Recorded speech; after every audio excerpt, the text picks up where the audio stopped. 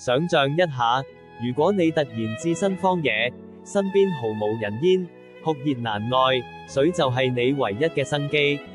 但你手上只有一張地圖，上面標示住幾個可能嘅水源點。呢個時候，你點樣喺最短時間內，以最少體力消耗，揾到最近你嘅水源呢？呢個問題可能係生與死嘅關鍵。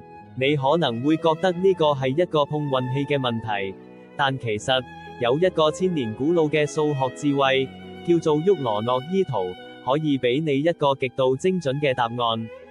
佢唔單止係抽象概念，更係一種強大嘅地理工具，將每個水源點嘅勢力範圍完美地劃分出嚟。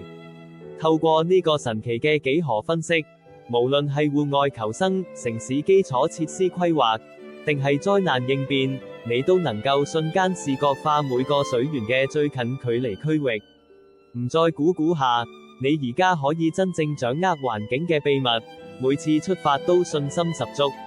你對地圖嘅理解將會徹底改寫。